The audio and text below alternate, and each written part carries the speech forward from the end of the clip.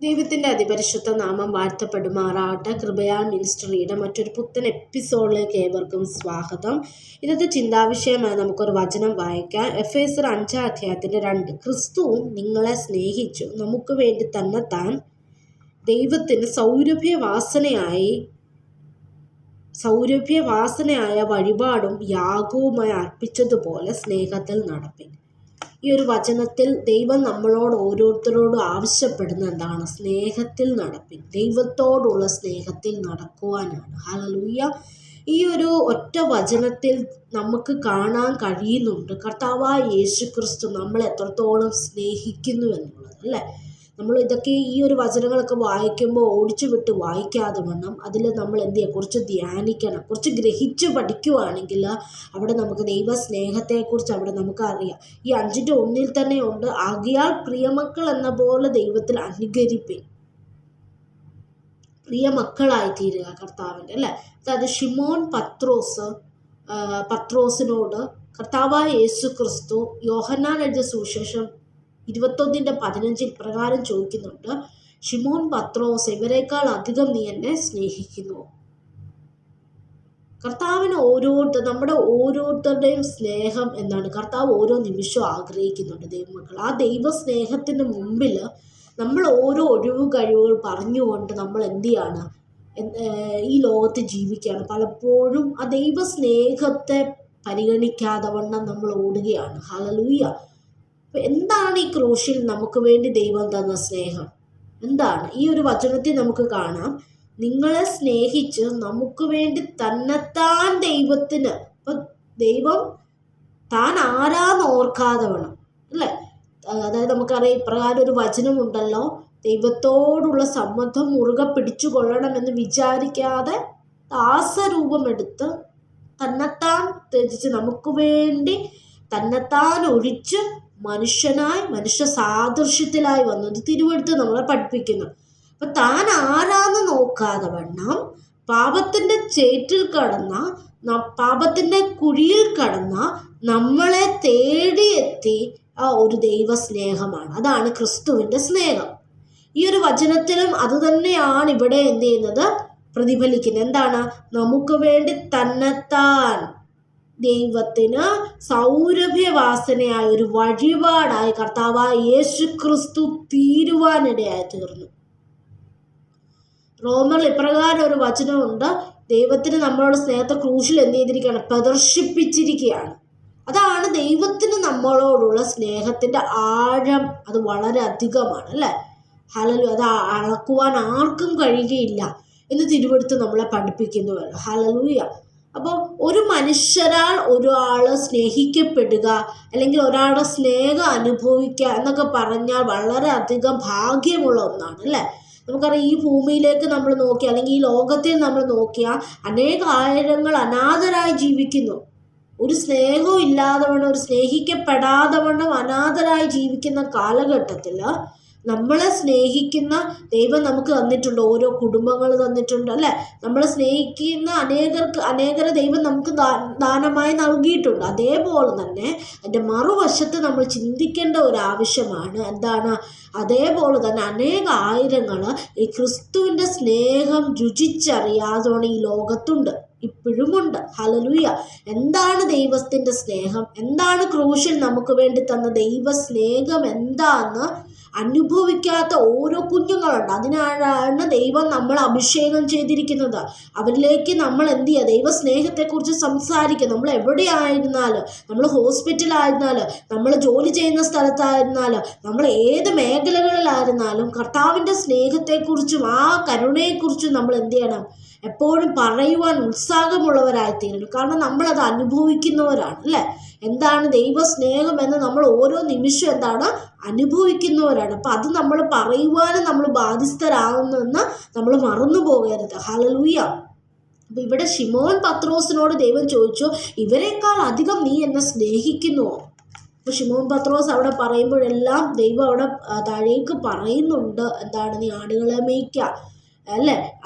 അതാണ് ദൈവം ആഗ്രഹിക്കുന്ന തിരിച്ചുള്ള നമ്മുടെ സ്നേഹം എന്ന് പറയുന്നത്. ദൈവം അതാണ് നമ്മളിൽ നിന്ന് എപ്പോഴും ആഗ്രഹിക്കുന്നത്. ഒരുപക്ഷെ നമ്മുടെ ഭാഗങ്ങളിൽ നമുക്ക് ഓരോ തെറ്റിദ്ധാരണകളുണ്ട്. ദൈവത്തോടുള്ള സ്നേഹം എന്ന് പറയുന്നത് ബൈബിള് വായിക്കുക, ചർച്ചിൽ പോവുക, അല്ലെങ്കിൽ ഞായറാഴ്ച വിശ്വാസിയായി തീരുക, അങ്ങനെയൊക്കെയുള്ള അതെല്ലാം നമുക്ക് ആവശ്യമാണ്. ഇതെല്ലാം ദൈവത്തോടുള്ള സ്നേഹത്തിൽ പെടുന്നതാണെങ്കിൽ പോലും അതിനേക്കാൾ ഉപരി ദൈവം നമ്മളിൽ നിന്ന് ആഗ്രഹിക്കുന്ന ചിലതുണ്ട് ദൈവമക്കളെ. ഹല്ലേലൂയ.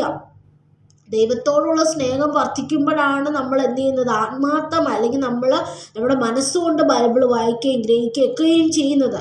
ഹല്ലേലൂയ. നമുക്കറിയാം മത്തായി 16-ാം അധ്യായത്തിൽ 24 ഇപ്രകാരം യേശു ശിഷ്യന്മാരോട് പറയുന്ന ഒരു വചനമുണ്ട്. എന്താണ്? ഒരുത്തൻ എൻ്റെ പിന്നാലെ വരുവാൻ ഇച്ഛിച്ചാൽ തന്നെത്താൻ ത്യജിച്ച് തൻ്റെ ക്രൂശ് എടുത്ത് തന്നെ. അപ്പം ചില കാര്യങ്ങൾ നമ്മൾ എന്ത് ചെയ്യണം? ത്യജിക്കണം. അല്ല ചുമ്മാ ഒന്നും ദൈവത്തെ സ്നേഹിക്കുന്നുണ്ടെന്ന് വെച്ചാൽ ഉണ്ടെന്ന് പറയുവാൻ എളുപ്പമാണ്. പക്ഷെ മനസ്സിൽ തട്ടി നമുക്ക് ദൈവം നമ്മളോട് ഇപ്പം ചോദിക്കുവാന്ന് ചിന്തിക്കുക. പത്രോസിനോട് ചോദിച്ചതുപോലെ, നീ ഇവരിൽ അധികമായി നിന്റെ മക്കളെക്കാൾ, നിന്റെ ഭാര്യയേക്കാൾ, നിന്റെ തലമുറകളെക്കാൾ, അല്ലെങ്കിൽ നിന്റെ ജോലിയേക്കാൾ, നിനക്കുള്ള സമ്പത്തിനേക്കാൾ നീ എന്നെ സ്നേഹിക്കുന്നുണ്ടോ എന്ന് ചോദിച്ചാൽ അതിനുള്ള മറുപടി നമുക്കുണ്ടോ ദൈവമക്കളെ? ഹല്ലേലൂയ. വളരെയധികം ചിന്തിക്കേണ്ട ഒരു കാര്യമാണ്. അപ്പം കർത്താവായ യേശുക്രിസ്തു, അതായത് 1 യോഹന്നാൻ 5-ാം അധ്യായത്തിൻ്റെ 3 പ്രകാരം പറയും, ദൈവത്തോടുള്ള സ്നേഹം അവൻ്റെ കൽപ്പനകൾ അനുസരിക്കുന്നതത്രേ. 10 കൽപ്പനകൾ കാണാതെ പഠിക്കുകയും, അല്ലെങ്കിൽ ദൈവത്തിൻ്റെ വചനങ്ങളൊക്കെയും കാണാതെ പഠിക്കും, അതൊക്കെ ആത്മാർത്ഥമായി, അല്ലെങ്കിൽ നമ്മൾ ഹൃദയം കൊണ്ട് ചെയ്യുകയാണെങ്കിൽ അത് ദൈവത്തോടുള്ള സ്നേഹമാണ്. അല്ലാതെ മറ്റുള്ളവരുടെ മുമ്പിൽ പ്രദർശിപ്പിച്ച് കാണിക്കുന്ന ഇതൊന്നും അല്ല ദൈവത്തോടുള്ള നമ്മുടെ സ്നേഹമെന്ന് പറയുന്നത്. ഇവിടെ നമുക്കറിയാം ദൈവം അതായത് സർവശക്തനെന്ന് വിചാരിക്കാതെ അവിടെ തന്നെത്താൻ ത്യജിക്കുവാനിടയായി തീർന്നു, അല്ലേ? നമുക്ക് വേണ്ടി.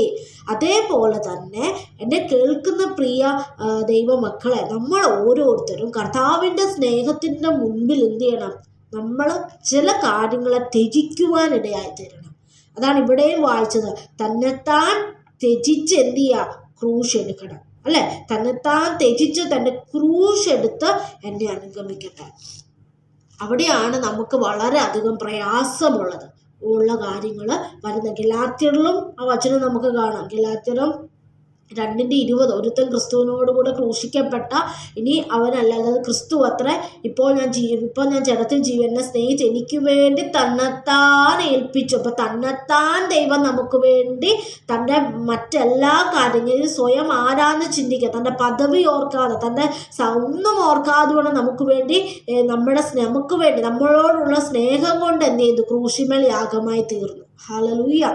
അതേപോലെ തന്നെ നമ്മളിൽ നിന്നും കർത്താവ് ആഗ്രഹിക്കുന്ന എന്താണെന്നറിയാമോ? ഒരു ലിമിറ്റ് വിടാത്ത ഒരു സ്നേഹം. അൺലിമിറ്റഡ് ആയിട്ടാണ് കർത്താവ് നമ്മളെ സ്നേഹിക്കുന്നത്. അതേപോലെ തന്നെ നമ്മളും ചിലതൊക്കെ ത്യജിക്കണം. നമുക്കറിയാം, നമ്മളെ ഏറ്റവും കൂടുതൽ സ്നേഹിക്കുന്ന ഒരു വ്യക്തി നമ്മളോട് ചില കാര്യങ്ങൾ പറയുമ്പോൾ അവർക്ക് വേണ്ടി നമ്മളിൽ തന്നെ ചേഞ്ചസ് വരുത്തുവാൻ ശ്രമിക്കുന്നവരാണ്. പലപ്പോഴും നമ്മുടെ ഹാബിറ്റ്സ് ആയിരിക്കാം, സ്വഭാവങ്ങളിലായിരിക്കാം, എല്ലാത്തിലും അവർ പറയുന്നതനുസരിച്ച് ചേഞ്ചസ് വരുത്താൻ നമ്മൾ മാക്സിമം കൊടുക്കുന്നത് പോലെ കർത്താവായ യേശു ക്രിസ്തു തന്നെത്താൻ ത്യജിച്ച് നമുക്ക് വേണ്ടി ഒരു സൗരഭ്യവാസനയായി നമ്മളിപ്പോൾ ഇവിടെ വായിച്ചതുപോലെ നമ്മളും കർത്താവിനായ യേശു ക്രിസ്തുവിനായി ചിലതൊക്കെയും ത്യജിക്കണം, ചിലതിനൊക്കെ മാറ്റങ്ങൾ സംഭവിക്കണം. ഹല്ലേലൂയ. നമുക്കറിയാം 24 അവർ നമുക്കുണ്ടെങ്കിൽ നമ്മൾ എത്ര മണിക്കൂറാണ് ഒന്ന് മനസ്സറിഞ്ഞ ദൈവസന്നിധിയിൽ ഇരിക്കുന്ന ദൈവമക്കളെ, മനസ്സറിഞ്ഞ ദൈവത്തെ വിളിക്കുന്നത്. ഹല്ലേലൂയ. എത്ര മിനിറ്റുകൾ നമുക്ക് കിട്ടുന്നു. അതിൽ സ്നേഹിക്കുന്നുണ്ടോയെന്ന് വെച്ചാൽ എല്ലാവരും പറയും ദൈവത്തെ സ്നേഹിക്കുന്നുണ്ടെങ്കിലും നമ്മൾ ദൈവത്തിന് വേണ്ടി നമ്മുടെ സമയങ്ങൾ മാറ്റിവെക്കാറുണ്ടോ? നമ്മുടെ ചിന്തകൾ മാറ്റിവെക്കാറുണ്ടോ? ദൈവവചനം ധ്യാനിക്കുവാൻ, അത് ഗ്രഹിക്കുവാൻ, അതനുസരിക്കുവാൻ, നമ്മുടെ ലൈഫ് സ്റ്റൈലുകൾക്ക് നമ്മൾ ചേഞ്ചസ് വരുത്താറുണ്ടോ? അവിടെയൊക്കെയാണ് നമ്മൾ മാറ്റങ്ങൾ സംഭവിക്കേണ്ടത്. ഹല്ലേലൂയ. അത് വളരെ അത്യാവശ്യമാണ്. ഒരിക്കലും യേശുവിൻ്റെ പുറകെ പോകുന്നത് ഒരിക്കലും നിനക്ക് സൗഖ്യം ലഭിക്കാൻ വേണ്ടി മാത്രമല്ല, നിന്റെ സാമ്പത്തിക നില മാറ്റുവാനല്ല. ഹല്ലേലൂയ. നിനക്ക് രോഗത്തിൽ നിന്ന് വിടുതൽ ലഭിക്കുവാനോ അല്ലെങ്കിൽ നീ വലിയൊരു സമ്പന്നനായി തീരുവാനല്ല, ഈ ലോകത്തിൽ സുഖഭോഗങ്ങൾ അനുഭവിച്ച് ഇവിടെ ആകുവാനല്ല ദൈവം നമ്മളെ വിളിച്ചത്. ദൈവം നമ്മളെ സ്നേഹിച്ചത് എന്തിനാണ് എന്നുള്ളൊരു പൂർണ്ണ ബോധ്യം നമുക്കുണ്ടാവണം. ഹല്ലേലൂയ. ഇവിടെ നമ്മൾ തിരുവെഴുത്ത് വായിച്ചതുപോലെ തന്നെ അതിൽ താഴേക്ക് നമുക്ക് വായിക്കുമ്പോൾ അറിയാം ഏതൊക്കെ രീതിയിലാണ് നമ്മൾ വേർപാടോടുകൂടെ ജീവിക്കേണ്ടത് ആ ദൈവ സ്നേഹത്തിന് മുമ്പിൽ. ഹല്ലേലൂയ. ചിലപ്പോൾ ഏറ്റവും ഇഷ്ടമുള്ള ഒരു സ്വഭാവം നമുക്കുണ്ടായിരിക്കാം. നമുക്ക് ഏറ്റവും ഒന്നെങ്കിൽ ഫോർ എക്സാമ്പിൾ ഇപ്പോൾ സിഗരറ്റ് വലിക്കുന്ന, അത് വിട്ട് എനിക്ക് ഒന്നുമില്ല എന്ന് പറഞ്ഞ് ആ ഒരു ശീലമുള്ള ഒരു വ്യക്തിയാണ്. അല്ലെങ്കിൽ മദ്യം സ്തോത്രം അത് കുടിക്കുന്ന ഒരു വ്യക്തിയാണ്. ഏറ്റവും ഇമ്പോർട്ടൻ്റ് ആയിട്ട് നിങ്ങളുടെ ലൈഫിൽ. പക്ഷെ കർത്താവ് നിന്നോട് പറയുന്നത് എന്തായിരിക്കും? അതിനെ ഉപേക്ഷിക്കാനായിരിക്കാം. പക്ഷെ നിനക്കത് കഴിയുന്നില്ല. സ്തോത്ര. അല്ലെങ്കിൽ ഏറ്റവും ഇഷ്ടമുള്ളൊരു ഹാബിറ്റ് ആയിരിക്കും ഫോൺ നോക്കുന്നത്, റീൽസ്, അല്ലെങ്കിൽ സിനിമ വാച്ച് ചെയ്യുന്നത്, അല്ലെങ്കിൽ അങ്ങനെയുള്ളതെല്ലാം നോക്കുന്ന നിനക്ക് ഏറ്റവും പ്രിയമുള്ളതായിരിക്കാം. അതായിരിക്കും കർത്താവ് നിന്നോട് പറയുന്നത് നീ എന്ത് ചെയ്യണം? അത് ത്യജിക്കണമെന്ന്. അവിടെയാണ് നമ്മൾ എന്ത് ചെയ്യേണ്ടത്? അതിനെ ത്യജിക്കണം. ദൈവം എന്താണോ നിന്നോട് ഈ നാളുകളിൽ ആവശ്യപ്പെടുന്നത് അതിനെ നീ എന്ത് ചെയ്യണം? അതാണ് ദൈവത്തോടുള്ള യഥാർത്ഥ സ്നേഹം. ദൈവം നമ്മളോട് പറയുന്നതിന് അനുസരിക്കുക. സ്തോത്ര. നമ്മളെ തന്നെ എന്ത് ചെയ്യുക? നമ്മൾ ചില കാര്യങ്ങൾ നമുക്ക് ഇഷ്ടമുള്ളതായിരിക്കും എങ്കിലും നമുക്ക് ഇഷ്ടമുള്ള ദൈവത്തോട് എന്ത് ചെയ്യുക? അതെല്ലാം നമ്മൾ ത്യജിച്ച് വേണം ജീവിക്കാൻ. അങ്ങനെ നമ്മൾ ജീവിക്കുമ്പോഴാണ് കർത്താവ് നമ്മൾ കൂടുതൽ എന്തായി നമ്മൾ വീണ്ടും അനുഗ്രഹിക്കുകയും ആ ദൈവസ്നേഹത്തിൽ നമ്മൾ നിറവുള്ളവരാകുകയും തീരുന്നത്. അല്ലാതെ അതരങ്ങൾ കൊണ്ട് ഞാൻ ദൈവത്തെ സ്നേഹിക്കുന്നു എന്ന് പറയുന്നതിലല്ല. ഹല്ലേലൂയ. ചിലപ്പോൾ നിങ്ങൾക്ക് വളരെ കോപമുള്ളൊരു വ്യക്തിയായിരിക്കാം.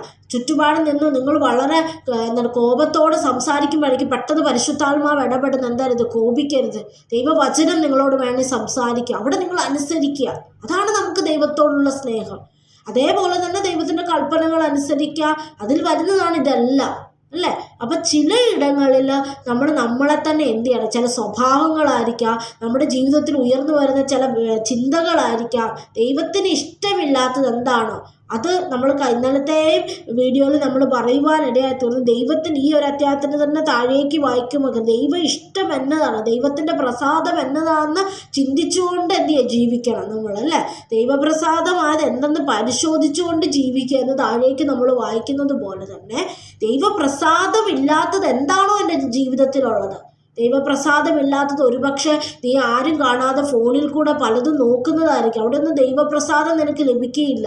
അല്ലെങ്കിൽ അനാവശ്യ വാക്കുകൾ, ദൂഷണം, ഇങ്ങനെയൊക്കെ കുറ്റങ്ങൾ പറയുന്നത്, മറ്റുള്ളവരെ വിധിക്കുന്ന സ്വഭാവം നിനക്കുണ്ടെങ്കിൽ, ഈവൻ മോഷ്ടിക്കുന്ന സ്വഭാവം ഉണ്ടെങ്കിൽ, അതിലെല്ലാം ഒരു സുഖം അനുഭവിക്കുന്ന ഒരു വ്യക്തിയാണെങ്കിൽ കർത്താവായ യേശു ക്രിസ്തുവിന് അതൊന്നും പ്രസാദമില്ല എന്നറിഞ്ഞ് നിന്റെ ഈ ലോകത്ത് നിനക്ക് എത്ര സുഖം തരുന്നത് എന്തായിക്കൊള്ളട്ടെ അതിനെ നീ എന്ത് ചെയ്യണം? ഉപേക്ഷിക്കണം. ഈ എഫേസിൽ തന്നെ നമ്മൾ പഠിച്ചു 4:22 മുമ്പിലത്തെ നടപ്പ് സംബന്ധിച്ച് ചതിമോഹങ്ങളെ വഷളായി പോകുന്ന പഴയ മനുഷ്യനെ നമ്മൾ ചില സമയം പൊങ്ങി അങ്ങ് വരും. ഈ പഴയ മനുഷ്യൻ ഇതിനെ എന്ത് ചെയ്യണം? നമ്മൾ ദൈവത്തിൻ്റെ കൃപയാൽ അതിനെ ശാസിച്ച് വേണം നമ്മൾ മുമ്പോട്ട് പോവാൻ. ഹല്ലേലൂയ. അതുകൊണ്ട് എന്നെ കേൾക്കുന്ന പ്രിയ ദൈവമക്കളെ, ഹല്ലേലൂയ, ദൈവം നമ്മളിൽ നിന്ന് ആഗ്രഹിക്കുന്ന രീതിയിൽ നമ്മൾ എന്ത് ചെയ്യണം? ദൈവത്തെ നമ്മൾ സ്നേഹിക്കണം. ദൈവം ഇന്നും നമ്മുടെ വാതിൽക്കൽ നിന്ന് മുട്ടുന്നുണ്ട്. ഹല്ലേലൂയ. പല സമയങ്ങളിൽ സ്തോത്രം മുട്ടുന്നുണ്ട്. നമ്മളത് വാതിൽ തുറന്നു കൊടുക്കണം. നമ്മുടെ ഹൃദയം എന്ന വാതിൽ നമ്മൾ തുറന്നു കൊടുക്കുമ്പോൾ സർവശക്തനായ യേശുവിൻ്റെ സ്നേഹത്താൽ നമ്മളെ നിറയ്ക്കുവാനിടയായി തീരും. ആ ദൈവസ്നേഹം നമ്മളിലേക്ക് വരുമ്പോൾ അത് നമ്മളിൽ നിന്ന് അനേകരിലേക്ക് എന്ത് ചെയ്യാൻ പറ്റും? പോവാനിടയായി തീരും. ഹല്ലേലൂയ. അതുകൊണ്ട് എന്നെ കേൾക്കുന്ന പ്രിയ ദൈവമക്കളെ, ശിമോൻ പത്രോസിനോട് കർത്താവ് ചോദിച്ചതുപോലെ ഇനി നിങ്ങളോട് ചോദിക്കുകയാണ്. നമ്മളോട് ഓരോരുത്തരോടും ദൈവം ചോദിക്കുകയാണ്, നിങ്ങൾ ഇവരെക്കാൾ അധികം നിങ്ങൾ എന്നെ സ്നേഹിക്കുന്നു? ഹല്ലേലൂയ. നിന്റെ ഈ ലോകത്തിലുള്ള എന്തിനേക്കാളും അധികം നീ കർത്താവായ യേശു ക്രിസ്തുവിനെ സ്നേഹിക്കുന്നുവോ? ഈ ഒരു ക്വസ്റ്റ്യൻ നമ്മളോട് എല്ലാവരോടും ഉള്ളതാണ്. അതുകൊണ്ട് നമ്മളെ തന്നെ ദൈവസന്നിധി മറന്നുകൊണ്ട് ആ ദൈവത്തെ സ്നേഹിക്കുക, ദൈവം പറയുന്നത് അനുസരിക്കുക, ദൈവം തന്നിരിക്കുന്ന ഓരോ പ്രമാണങ്ങൾ അനുസരിച്ച് മുമ്പോട്ട് നമുക്ക് പോകാം. ആകിയാൽ ഈ വചനങ്ങളാൽ ദൈവം നമ്മളെ ഓരോരുത്തരും അനുഗ്രഹിക്കുമാറാകട്ടെ. God bless you.